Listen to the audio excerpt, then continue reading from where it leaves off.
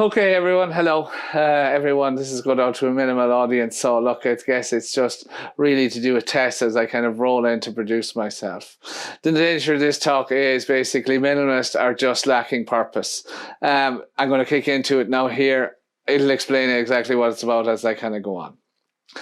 So imagine I was to kind of draw a map and I was to put an X on it, right? And I was to say that that X is for you, your full life fulfillment. It's the treasure spot. It's basically a place like in the Mars. If it's a basic place where X marks the spot, is where you're fulfilled and you've actually hit your treasure you ever do using your optimal life. Well, could you tell me where that X is if you were to basically put it on a map? Would you know where that is? And would you know how? And I guess that's the point that we kind of all sit on and reflect on in life is like, what is it about and where are we trying to get to? And I guess that brings me to kind of my talk and to the talk that I had a look at with regards to the TED Talk. And the TED Talk was called Minimalist. And it was a TED Talk done in 2014 by a guy called Ryan, a guy called Joshua. All the details there, and I put it down on the YouTube link after a really, really interesting talk. And they proposed basically that they lived their life. Basically what happened was Ryan was living in a job. He was, somewhat unfulfilled, didn't really know where he was going. He was on the outside looking in. He was making a six-figure sum. However, he was doing a lot of life abuse. He was not happy, gone through a lot of relationship trouble. And then one day basically decided with his friends that he was going to pack up everything, ship it all off after about 3 weeks, and then basically live a life of minimalism. Minimalism. I just have to get that right. And basically put all of this into it and then not go back to kind of the capitalist world again, or not necessarily the capitalist world, but the world full of stuff. And he reckoned that because of this, then he reduced his stress. He was able to focus on more things in life, and then he took the clutter out of his life. So it was an interesting discussion and an interesting thought.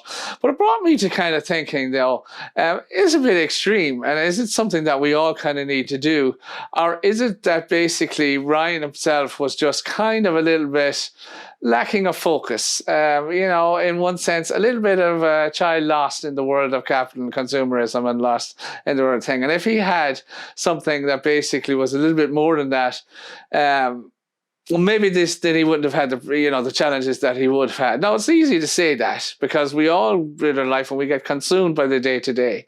But what I'm talking about here are things that basically putting the X on the spot and knowing exactly where we wanted to go. And that's not easy to do because life has a way of taking control. But if I was bringing you onto it and I was to say, that like, all during our life that we've been kind of sometimes living our lives for outside of the community, outside of ourselves. We've been going to the right school, the right college, doing the right degree, getting the right job, basically doing the right thing, making sure that basically mom and dad are very proud, and rightly so, mom and dads love us, but etc. What can happen sometimes is we're doing all of these things for us and we find ourselves in a kind of period in our life then where we're going, what the hell is all of this about? I don't know really where I'm going. So that brings me to my points. Well, what is that? Well, then finding their kind of life's purpose and a life goal is what it's really all about. And if I was to kind of say to you that, I'll give you an example of something that's probably extreme, but one of those. There was a guy who once kind of climbed, this is Mount Everest, and there was a guy who kind of climbed this once, and his name was George Mallory. Now, he did climb it, and his body was never found after it. He was one of the first attempts. He probably was a successful attempt, but didn't make it down to tell everybody. But if you take Mallory, he was asked once, somebody came up to him and said he was quite a posh English gentleman, so he had maybe opportunity to kind of explore and have purpose in his life. So there is a little key to that as well. And we might touch on that later on. But he was asked once, why would you climb Everest? And he says, because it is there. And in one sense, that was it. That was his life goal, his life fulfillment. He was going to be fulfilled by achieving this great goal, basically by climbing up something that nobody had ever climbed before. Now, not all of us are basically going to climb kind of Everest, but like goals and purposes come in kind of different ways. And if I was to kind of break that down and take kind of my purposes and what mine are, okay, it's not climbing Mount Everest. Okay, you might be kind of wondering, okay, is this fantastic person, maybe will he or won't he? Well, it's not really. I'm going to break them down. Mine are much more interpersonal and basically real and life. And basically safety and security for those and the ones that I love. I love providing that. I love being there for them, etc. I'm the mom and pop of my household. And basically when I'm not the mom, obviously we already have one of those here, but I'm also the papa. And so I am proud of my kids and I want to provide for them and I want to provide for my family, but also the wider family. And also, in fact, the wider community that kind of works with me. I always am driven by that. It makes me very, very happy. It actually fulfills me. The other piece then is to kind of explore, create, and experience things. Live life, explore, meet people, understand them, meet cultures, really get into them, get into their heads in one sense, but also create, play. I'm an engineer. I love to understand how things work and all of that. And the other piece then is basically I love and I have a passion for helping people out. This is something that I do and I don't get a chance to do it often enough. The latter two purposes over the last number of years, I didn't really get a chance to fulfill a whole lot. The first one I did, the latter two not so much. And that I'll touch on again as I come. It can be an issue as well. So those are my life purposes. And those are what I use every day. And what I kind of use, when I say every day, I try to keep an alignment as to exactly where I'm going. When I say where I'm going, I don't exactly have a mountain to climb, but I have an X marks the spot. I have kind of dreams that I hope to fulfill. And they're based on these paths. And the paths are the purposes. So basically, I always kind of used to say this, and I used to say to the teams that I used to manage and stuff like that. And I'm sure they were worn out on it. But if you don't know where you're going, any road will take you there. And so setting the point first and marking your X and knowing where you're going, then at least you know where you're going. What that does is it frees up a lot of clutter in your life, and it frees up things that you maybe will, maybe not do. You can say no more to things than you would say yes, because, well, that's not necessarily on my path. And I suppose there are things that are relevant and things that are kind of not relevant. And then I guess it basically, if we live our lives with regards to kind of knowing where we're going, that'll allow us declutter and de-stress. Kind of moving from that, though, however, and understanding it, there's a big caveat with regards to kind of these purposes. You have to, in one sense, be disciplined.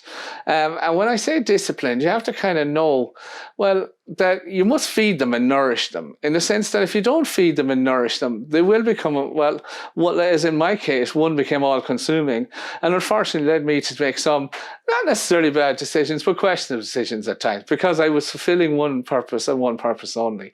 And I was feeling down and depressed a little bit because I wasn't getting to my other ones. And of course, life is finite. I mean, if anyone could say it, none of us are getting out of here alive, so we may as well go and do what we feel we should fulfill.